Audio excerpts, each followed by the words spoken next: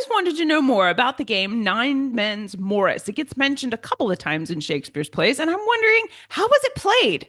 Let's do some investigating. We'll find out together, shall we? That's what's happening right now on That Shakespeare Life.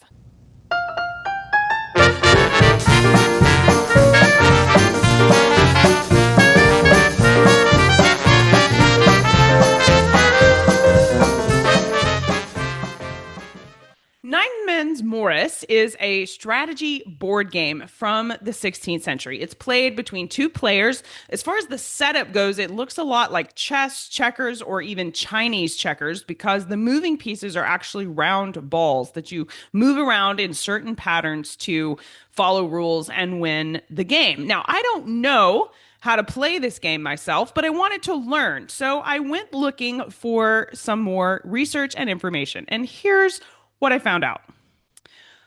The game was actually dates all the way back to the Roman Empire, and it has a whole lot of different names that it's been known by in the past, like Nine Man Morris, the Mill Game, Merrill's with an A. I think I've also seen it called Nine Penny Marl. And in North America, and I don't know if this is specifically the US or if Canada calls it this as well, or even Mexico, but it was called Cowboy Checkers, which I just love because it is set up a whole lot like a checkers board. So that would make sense that we take it over here and now it's a cowboy game. I like it. So it's a strategy game. If you've ever played Stratego, it's a little bit like that. You're going to be capturing pieces and playing it in a different set of rules. And we're going to get into the rules in just a minute. But some of the additional history, if you're looking over at I'm looking at an image of a nine men's Morris board, and I'm going to show it to you. This is in Russia.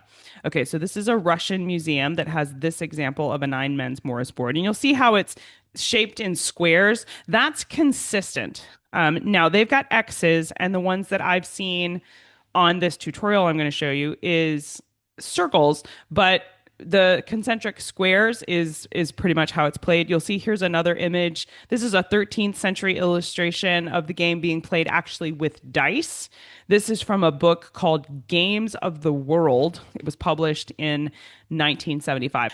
This is from the 18th century, but I think it's fabulous because you can see that the Nine Men's Morris game is on the left here, and there's a traditional checkers chessboard on the right. Now, this is a game a gaming table that was built in the 18th century. This is currently at the Cleveland Museum of Art. So, okay.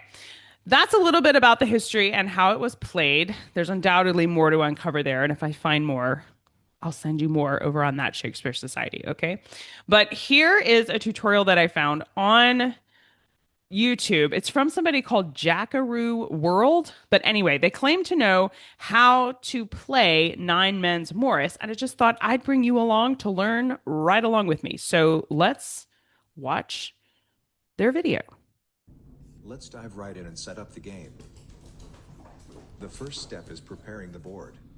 Place the Nine Men's Morris on the table, and let the players sit across from each other. Next, they have to choose a color for their marbles. There are two colors, black and white.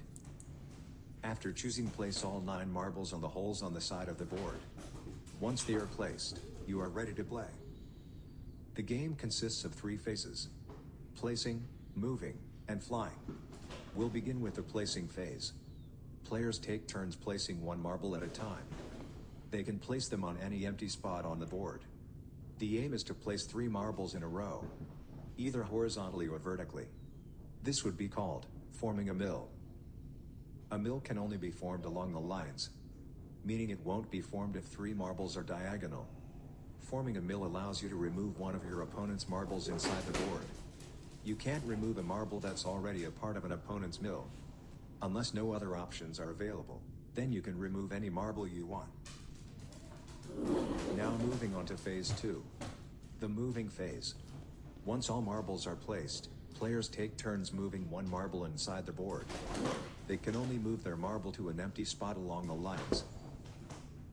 Forming a mill during this phase allows the player to remove an opponent's marble, following the same rules as in the placing phase. This phase continues until one player is reduced to 3 marbles, or cannot make any legal moves.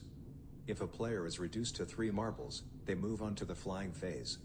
If a player doesn't have any legal moves, meaning that their opponent's marble are blocking them from moving, then they would lose the game. Here is an example of a player unable to make a legal move before reaching 3 marbles. White marbles are blocking black marbles from making any moves along the lines, and there are more than 3 black marbles left. This means black loses the game. Now on to the flying phase. The flying phase begins for a player when they are reduced to 3 marbles. They are able to move their marbles to any empty spot on the board, not just the empty spots along the lines. 2 players can enter the flying phase if both of them are reduced to 3 marbles. The goal remains the same, to create mills. If a player with 3 marbles is reduced to 2 marbles, then they would lose the game. So it's important to be smart when a player enters the flying phase. They would move to create mills, and also block their opponent from creating them. Here black marbles are reduced to 2. Black marbles cannot form mills anymore. This means that black loses, and white is the winner of the game. Okay, so as I understand it here, every time that you form 3 in a row, you get to take a marble from the other player as part of that turn. So every time white would line up their marbles in a row of 3, you would see one of the black marbles disappear over to the white side, and that's because that's part of your turn when that happens. I still think I have 2 questions here. One is whether or not we can verify that these rules are the historical way to play. Are there any manuals that go through this game? Historical manuals for Nine Men's Morris board game. Nine Men's Morris at ancientgames.org. Why, thank you, Marcos Tatas, for Tatas. Surely his last name is not Tatas. Anyway, archaeologist and ancient game historian. Oh, look at that. What's this one from? Croatia.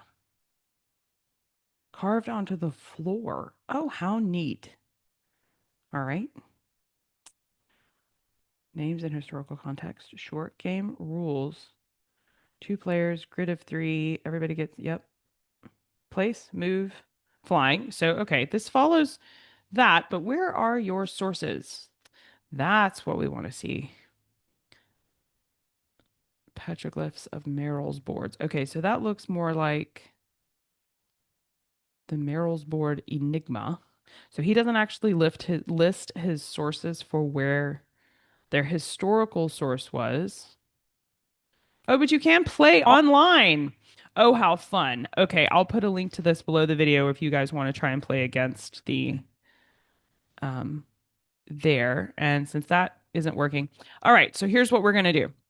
I'm going to reach out to these 2 scholars that wrote this article. I'm going to email them and find out what their sources were for the Nine Men's Morris game and how they found out the historical rules of the game. But Jackaroo's tutorial appears to be the right way to play it because these 2 scholars wrote the rules out here as well. I'll put a link to that and the online game to play below this video so you can go and check that out and have fun playing this historical game from Shakespeare's lifetime while I go chase down some history facts about how we know that these are the rules that they would have played it. You know, would they have played it this way in Shakespeare's lifetime? That's the final question I need answered for me. So while I go chase that down, you go play the game.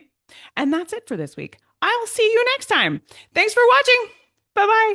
If you like walking around in turn of the 17th century England to see the sights, smell the smells, play the games, and maybe even haunt an old theater or 2, then this is the place for you. Hit that notification bell so you can be sure to join us on our next adventure.